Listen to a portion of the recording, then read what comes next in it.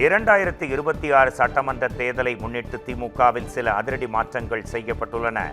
அதன்படி அமைச்சர் மு.பே. சாமிநாதன், முன்னாள் அமைச்சர் பொன்முடி ஆகியோர் திமுக துணை பொதுச் செயலாளர்களாக நியமிக்கப்பட்டிருக்கின்றனர்.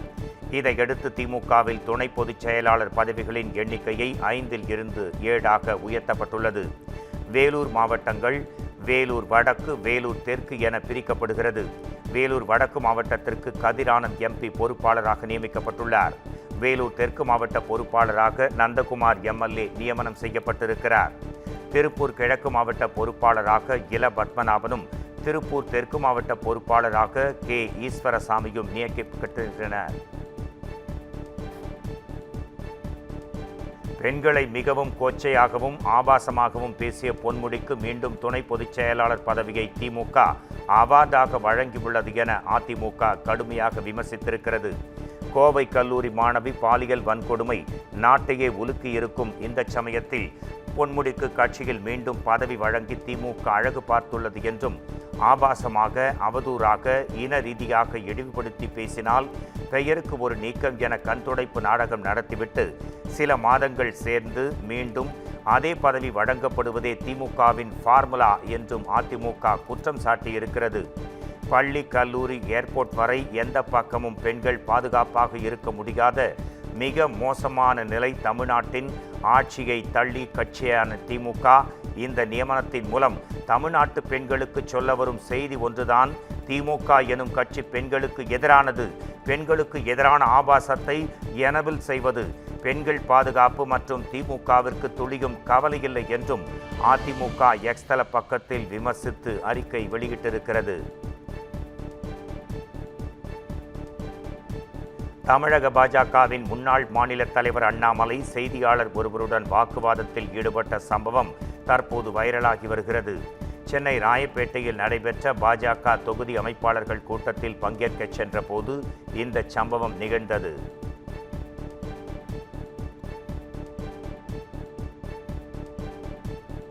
ஓ. பன்னீர்செல்வம் ஆதரவு எம்எல்ஏ மனோஜ் பாண்டியன் சென்னையில் முதலமைச்சர் மு.க. ஸ்டாலின் முன்னிலையில் திமுகவில் இணைந்தார். தென்காசி மாவட்டம் ஆலங்குளம் தொகுதி எம்எல்ஏ மனோஜ் பாண்டியன் அதிமுக வேட்பாளராக போட்டியிட்டு வெற்றி பெற்று முன்னாள் முதலமைச்சர் ஓ. பன்னீர்செல்வத்தின் ஆதரவாளராக இருந்து வந்தார். இந்நிலையில் மனோஜ் பாண்டியன் சென்னை அறிவாலயத்தில் முதலமைச்சர் முன்னிலையில் திமுகவில் தன்னை இணைத்துக் கொண்டார். தொடர்ந்து பேட்டியளித்த அவர், திராவிட கொள்கையை பாதுகாக்கும், போராட்ட கொள்கையை அடகு வைக்காத ஒரே தலைவராக முதலமைச்சர் மு.க. ஸ்டாலினை பார்த்து திமுகவில் இணைந்ததாக கூறினார். பாஜகவின் கிளை கழகமாக அதிமுக செயல்படுவதாகவும், இன்றைய அதிமுக வேறொருவரின் சொல் பேச்சு கேட்டு நடக்கும் இயக்கமாக இருப்பதாகவும் அவர் இபிஎஸ் குறித்து அடுக்கடுக்கான குற்றச்சாட்டுகளை முன்வைத்தார். அண்ணா திராவிட முன்னேற்ற கழகத்தை தோற்றுவித்த தலைவரும் அதற்கு பின்னாலே அந்த இயக்கத்தை பாதுகாத்து வளர்த்த அம்மா அவர்களும் எந்த சூழ்நிலையிலும் அந்த இயக்கத்தை எந்த இயக்கத்துக்கும் அடகு வைக்கவில்லை. அனைத்து இந்த அண்ணா திராவிட முன்னேற்ற கழகம் என்பது அவர்கள் காலத்தில் இருந்த அதிமுக இல்லை. இன்றைய அதிமுக என்பது வேறு ஒரு இயக்கத்தை நம்பி அந்த இயக்கத்தின் சொல்படிதான் நடக்கக்கூடிய ஒரு துர்பாக்கியமான சூழ்நிலை இருக்கின்ற காரணத்தினாலும் எந்த விதிகளை அந்த நிறுவன தலைவர் உருவாக்கினாரோ அதை காற்றில் பறக்கவிட்டு, எந்த கொள்கைகளுக்காக அந்த இயக்கம் உருவாக்கப்பட்டதோ அதையும் காற்றில் பறக்க விட்டுவிட்டு இந்த இயக்கம் பாரதிய ஜனதா கட்சியினுடைய கிளை கழகமாக இங்கே செயல்படக்கூடிய சூழ்நிலையில்தான் திராவிட கொள்கைகளை பறைசாற்றக்கூடிய, பாதுகாக்கக்கூடிய ஒரு இயக்கம் இந்த திராவிட முன்னேற்ற கழகம் என்பதை உணர்ந்து இங்கே நான் இணைந்திருக்கிறேன். தொடர்ந்து தனது எம்எல்ஏ பதவியையும் அவர் ராஜினாமா செய்தார். 2021 சட்டமன்ற தேர்தலில் ஆலங்குளம் தொகுதியில் அதிமுகவின் சார்பில் போட்டியிட்டு அவர் வெற்றி பெற்றிருந்தார் என்பது குறிப்பிடத்தகுந்தது. வீரப்பன் தேர்தல் வேட்டையில் அதிரடிப்படையால் பாதிக்கப்பட்ட மக்களுக்கு வழங்க வேண்டிய பாக்கி இழப்பீடு தொகையை விடுவிக்க தமிழக அரசுக்கு சென்னை உயர்நீதிமன்றம் உத்தரவிட்டுள்ளது. வீரப்பன் தேர்தல் வேட்டையின் போது பாலியல் வன்கொடுமைக்கும் சித்திரவதைக்கும் ஆளானவர்களுக்கு தமிழக அரசு 5 கோடி ரூபாய் இழப்பீடு வழங்க தேசிய மனித உரிமை ஆணையம் உத்தரவு பிறப்பித்திருந்தது. அதன்படி பாதிக்கப்பட்ட 38 பேருக்கு 1,20,50,000 ரூபாய் இழப்பீடு வழங்கப்பட்ட நிலையில் மீதமுள்ள தொகையையும் வழங்க ஆணையிட்டதற்கு எதிராக தலைமைச் செயலாளர் வழக்கு தொடுத்தார். பாக்கி தொகையை வழங்க உத்தரவிட்டு ஓராண்டு காலம் ஆகியும் அமல்படுத்தாதது நீதிமன்ற அவமதிப்பு செயல் என்று அதிருப்தி தெரிவித்த நீதிபதிகள் மீதமுள்ள தொகையை உடனடியாக வழங்க உத்தரவு பிறப்பித்தனர். மேலும் பாதிக்கப்பட்ட ஏழை மக்களுக்கு இழப்பீடு வழங்குவதற்கு எதிராக அரசு வழக்கு தொடரலாமா என்று நீதிபதிகள் கேள்வி எழுப்பியதுடன் இழப்பீட்டுத் தொகை மக்களின் பணம், அரசு பணம் அல்ல என்றும் மக்களின் பணத்தை அரசு அறங்காவலர் மட்டுமே என்றும் கருத்து தெரிவித்தனர்.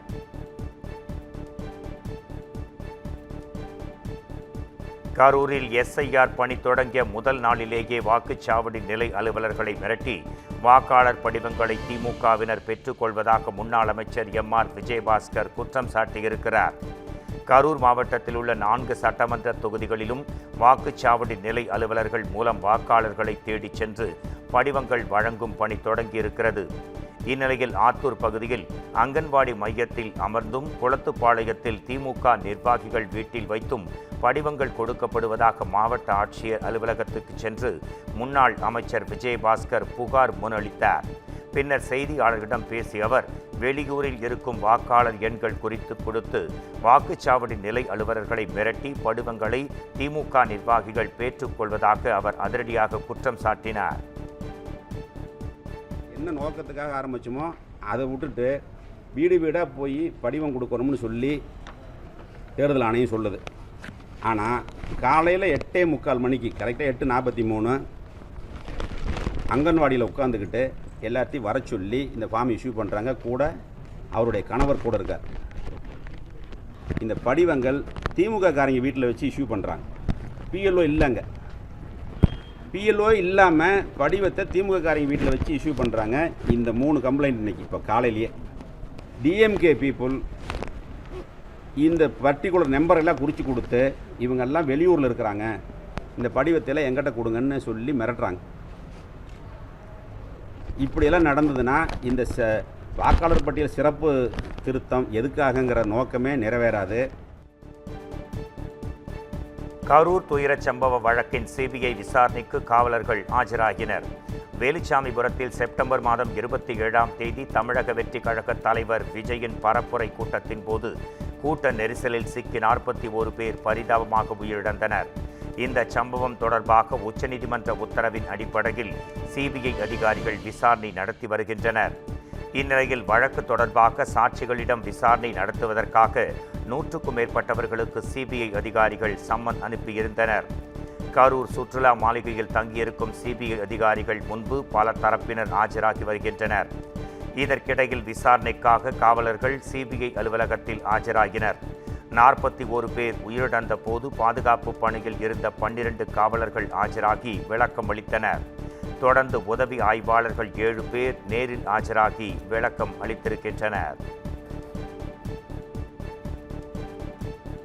10 மற்றும் 12ஆம் வகுப்பு பொதுத் தேர்வுகளுக்கான அட்டவணையை பள்ளிக் கல்வித்துறை அமைச்சர் அன்பில் மகேஷ் வெளியிட்டுள்ளார். சென்னையில் செய்தியாளர்களை சந்தித்த அன்பில் மகேஷ் பொதுத் தேர்வு அட்டவணையை வெளியிட்டார். அதன்படி 10ஆம் வகுப்பு பொதுத் தேர்வு மார்ச் மாதம் 11ஆம் தேதி தொடங்கி ஏப்ரல் மாதம் 6ஆம் தேதி வரை நடைபெறுகிறது. 12ஆம் வகுப்பு பொதுத் தேர்வு மார்ச் மாதம் 2ஆம் தேதி தொடங்கி மார்ச் மாதம் 26ஆம் தேதி நிறைவு பெறுகிறது.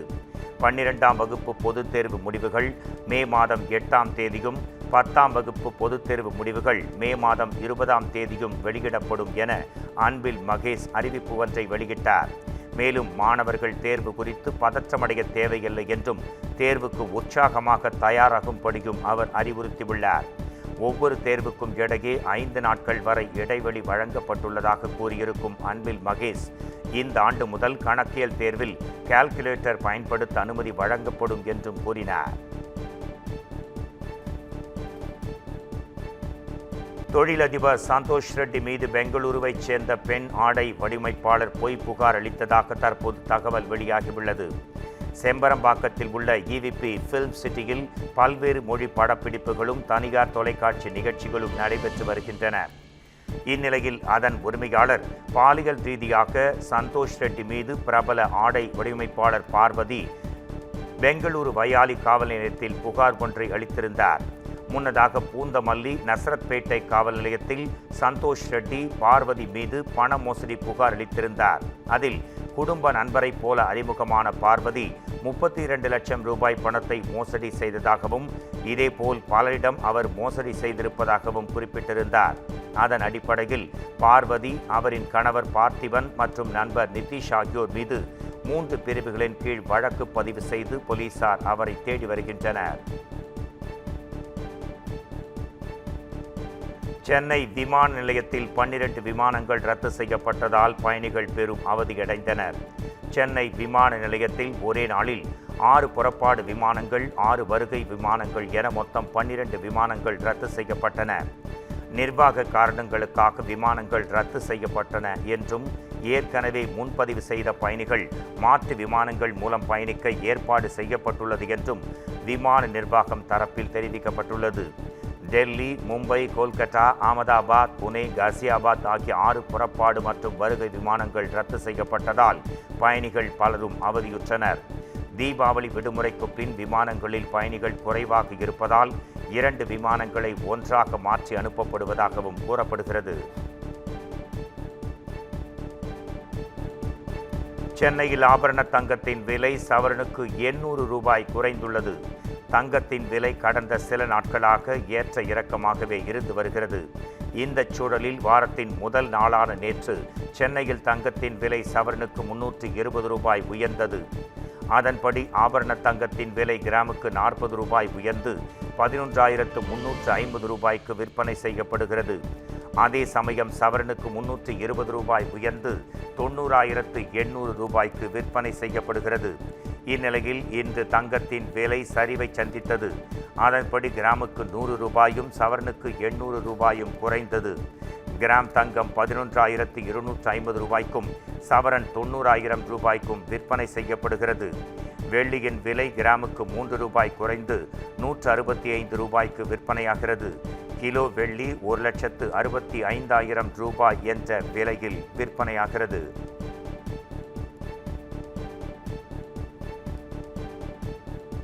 சென்னையின் பல்வேறு பகுதிகளில் அமலாக்கத்துறை சோதனைகள் நடத்தப்பட்டு வருகின்றன. அமைந்தகரை, சூளைமேடு, நெற்குன்றம் உள்ளிட்ட சென்னையின் 5 பகுதிகளில் அமலாக்கத்துறை அதிகாரிகள் சோதனையில் ஈடுபட்டனர்.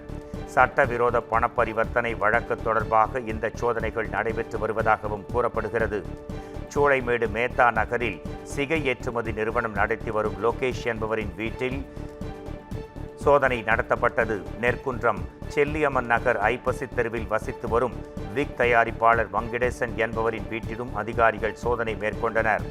கவுஹாத்தியிலிருந்து வந்திருக்கும் அமலாக்கத்துறை அதிகாரிகள் சோதனை நடத்தி வருவதாக தற்போது தகவல் ஒன்று கூறுகிறது.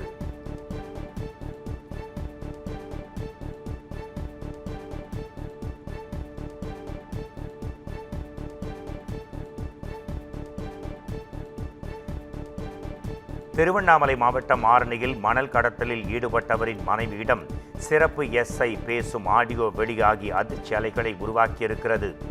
ஆரணி கமண்டல நாகநதி ஆறு மற்றும் செய்யாறு ஆறு ஆகிய 2 ஆறுகளில் டிப்பர் லாரி, டிராக்டர், மாட்டு வண்டிகளில் மணல் கடத்தப்படுவதாக குற்றச்சாட்டுகள் எழுந்தன. இந்த சூழலில் கடந்த மாதம் லாரியில் மணல் கடத்தலில் ஈடுபட்ட ராஜசேகர் என்பவரை போலீசார் கைது செய்தனர். தொடர்ந்து அவரது மனைவியை செல்போன் மூலம் தொடர்பு கொண்ட சிறப்பு எஸ்ஐ கன்ராயன் ராஜசேகரை குண்டர் சட்டத்தில் கைது செய்யாமல் இருந்த 1 லட்சம் ரூபாய் வழங்க வேண்டும் என்று பேசும் ஆடியோ வெளியாகி அதிர்ச்சி அலைகளை உருவாக்கியிருக்கிறது. இந்நிலையில் மணல் மாஃபியாக்களுடன் சேர்ந்து சிறப்பு எஸ்ஐ மது குடிக்கும் வீடியோவும் வெளியாகி அதிர்ச்சியை எகிரச் செய்திருக்கிறது. இதைத் தொடர்ந்து தனிப்படை அமைத்து மணல் கொள்ளையில் ஈடுபடுபவர்கள் மீது நடவடிக்கை எடுக்கப்பட வேண்டும் என சமூக ஆர்வலர்கள் தற்போது கோரிக்கை விடுக்கின்றனர்.